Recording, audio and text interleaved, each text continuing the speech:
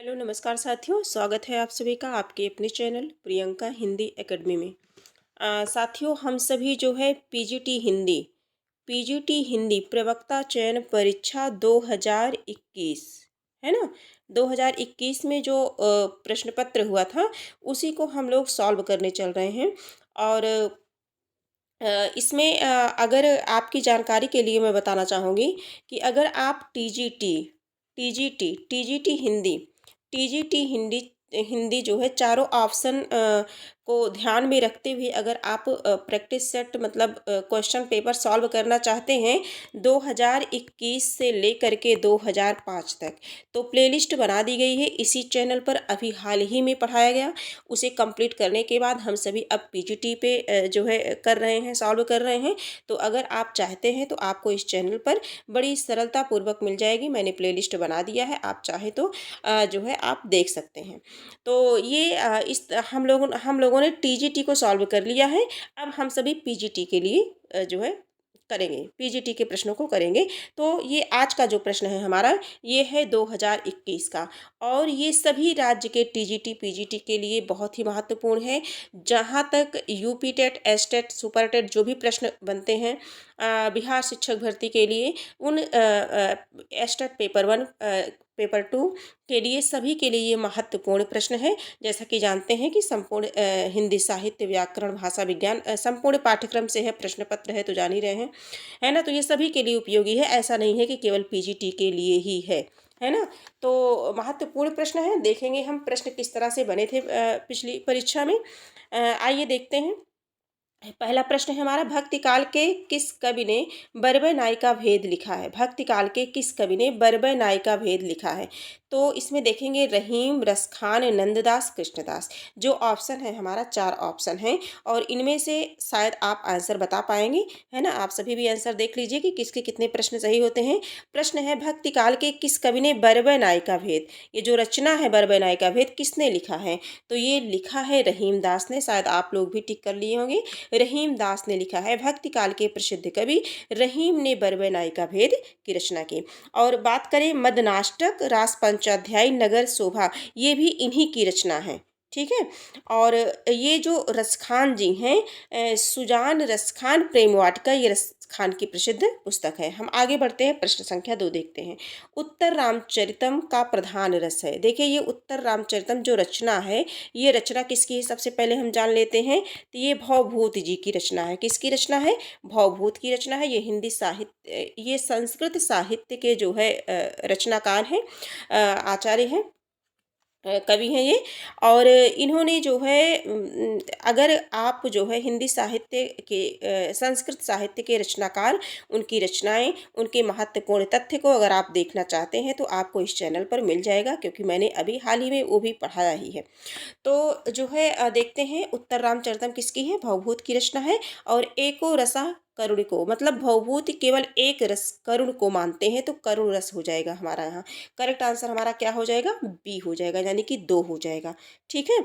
आगे हम सभी देखेंगे, प्रश्न संख्या 3 देखेंगे। उर्दू आगत शब्द है, उर्दू आगत शब्द है, तो फारसी का है, अरबी का है, पश्तो का है, तुर्की का है। चारों ऑप्शन में से हम सभी को आंसर देना है। तो हमारा कौन सा हो जाएगा? ये हो जाएगा, तुर्की हो जाएगा। क्या है? तुर्की से आया है, ठीक है। ये करेक्ट आंसर हमारा 4 हो जाएगा। आगे, जो शब्द एक भाषा में उत्पन्न होकर के किसी और भाषा के बिना अनुवाद के प्रयुक्त होता है, उसी को क्या कहते हैं? आगत कहते हैं।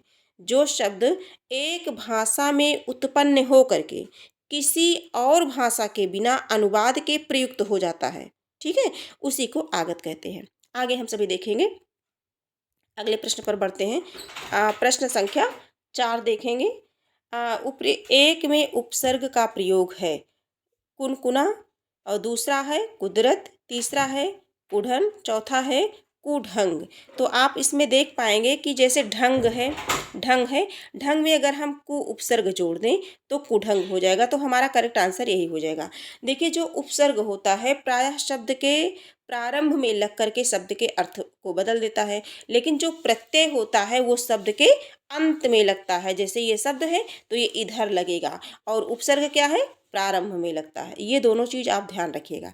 आगे हम प्रश्न पर बढ़ते हैं, प्रश्न संख्या 5 देखते हैं। निम्नलिखित में से कौन सा अलंकार ग्रंथ नहीं है? भाषा भूषण, शिवराज विजय, ललित ललाम, अंग दर्पण। कौन सा नहीं है? इसमें चारों ऑप्शन में से बताना है कि कौन सा नहीं है। तो इसका जो प्रश्न संख्या 5 है, इसका करेक्ट आंसर अगर हम सभी देखें तो अंग दर्पण नहीं है। करेक्ट आंसर 4 नहीं है। ठीक है, आगे हम सभी देखेंगे। देखिए, जैसे भाषा भूषण के रचनाकार की बात करें तो महाराजा जसवंत सिंह हैं। जसवंत सिंह का नाम आप लोगों ने सुना होगा। जसवंत सिंह है। और शिवराज भूषण के रचनाकार कौन है? तो कवि भूषण है। कवि भूषण है ना, जो वीर रस के हैं, कवि भूषण जी हैं। और ये जो ललित ललाम है, ललित ललाम की रचना किसने की है? तो मतीराम ने की है। मतीराम है इसके। तो शायद आप समझ पा रहे होंगे। आगे हम सभी देखेंगे, 6 नंबर के प्रश्नों को देखेंगे। यथाशक्ति में समास है। यथाशक्ति में समास है तो अव्ययभाव, बहुव्रीहि, द्वंद्व और तत्पुरुष। ऐसा यथाशक्ति में जो है अव्ययभाव समास है, जिसका पूर्व पद क्या होता है? अव्यय होता है, उसमें अव्ययभाव समास होता है। और जो बहुव्रीहि समास की अगर हम बात करें, जिसमें दोनों पद प्रधान ना होकर के कोई तीसरा पद यानी कि अन्य पद प्रधान होता है, जैसे लंबोदर यानी कि गणेश जी, है ना। द्वंद्व समास जब दोनों पद प्रधान होते हैं, माता पिता।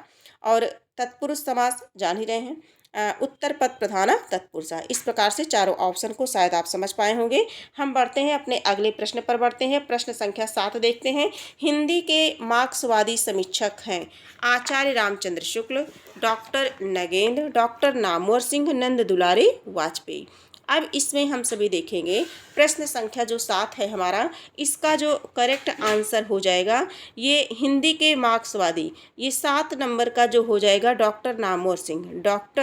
डॉक्टर नामवर सिंह, ठीक है, ये 3 वाला हो जाएगा। और इनकी रचना के बारे में देखें तो बकलम खुद, छायावाद, कहानी नई कहानी, ठीक है, कविता के नए प्रतिमान, जो कि बहुत फेमस है, इसे आप जरूर याद रखिएगा।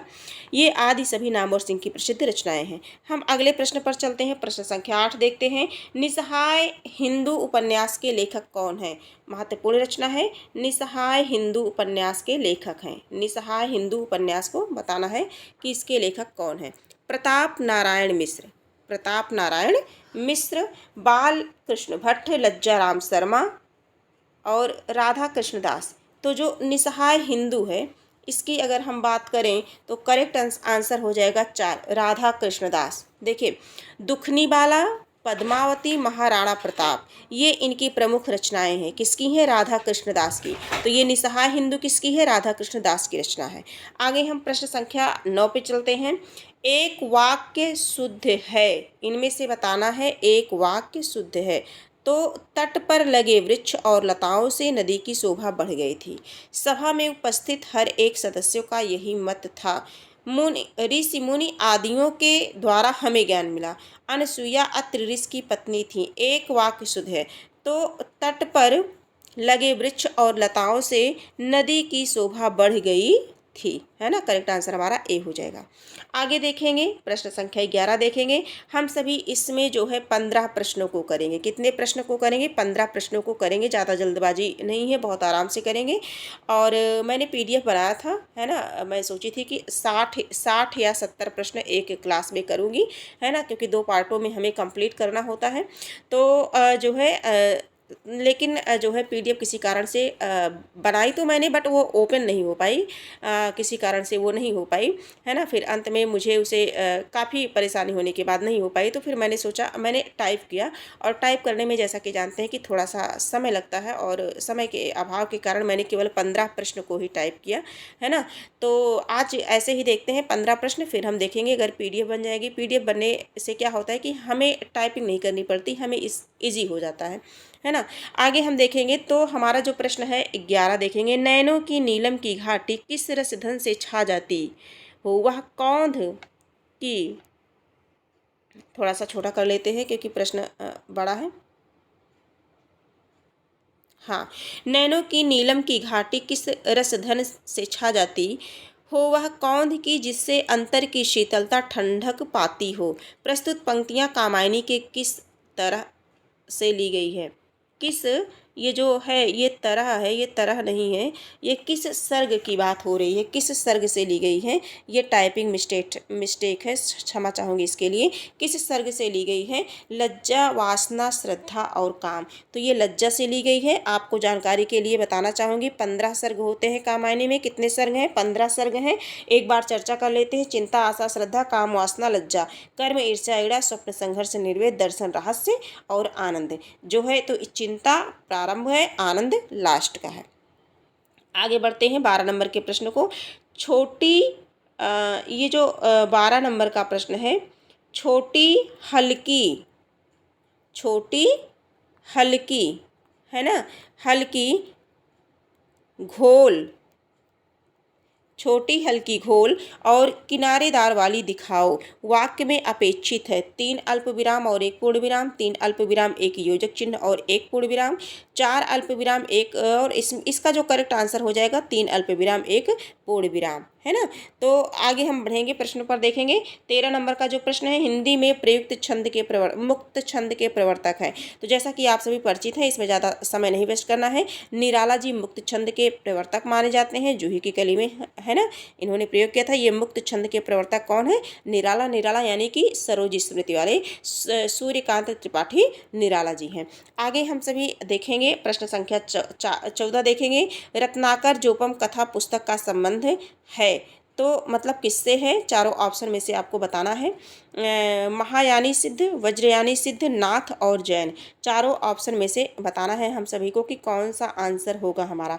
तो प्रश्न संख्या है 14, प्रश्न संख्या 14 है, तो इसका करेक्ट आंसर हो जाएगा वज्रयानी सिद्ध, है ना। करेक्ट आंसर इसका 2 हो जाएगा। प्रश्न संख्या जो है 15 देखेंगे, जो इस क्लास का, इस प्रैक्टिस सेट का आखिरी प्रश्न है। और निश्चय शब्द में कौन सी संधि है? गुण संधि है, दीर्घ संधि है, यण संधि है, विसर्ग संधि है। तो निश्चय, निश्चय को हम कर लेते हैं निहि प्लस चय, यानी कि विसर्ग संधि है। विसर्ग के साथ स्वर या व्यंजन के मेल से जो भी कार्य उत्पन्न हो उसे क्या कहते हैं? विसर्ग संधि कहते हैं। इसमें विसर्ग संधि है, तो संधियाँ 3 होती हैं। स्वर संधि है ना, स्वर संधि, व्यंजन संधि और विसर्ग संधि। और ये जो स्वर संधि है इसके 5 भेद होते हैं। जो स्वर संधि है इसके कितने भेद होते हैं? 5 भेद होते हैं, है ना। तो आज की क्लास में हम इतने ही प्रश्नों को करेंगे और फिर हम मिलेंगे नए प्रश्नों के साथ, मिलेंगे 16 नंबर के प्रश्नों के साथ मिलेंगे। पूरी प्रैक्टिस सेट जो है कराई जाएगी आप सभी को। आज की क्लास यहीं तक है, और यदि ये क्लास आपको उपयोगी लगी हो तो आप इसे लाइक, सब्सक्राइब और शेयर कर लीजिए। हिंदी साहित्य व्याकरण से संबंधित जो है TGT PGT तैयारी को ध्यान में रखते हुए जो भी महत्वपूर्ण टॉपिक होगा, वो चाहे संस्कृत साहित्य हो, चाहे भाषा विज्ञान हो, चाहे व्याकरण हो, चाहे साहित्य हो, वो सभी जो है आप तक जो है सरल से सरल शब्दों में पहुंचाने का प्रयास किया जाएगा। आज की क्लास यहीं तक है, फिर हम मिलेंगे, तब तक के लिए धन्यवाद।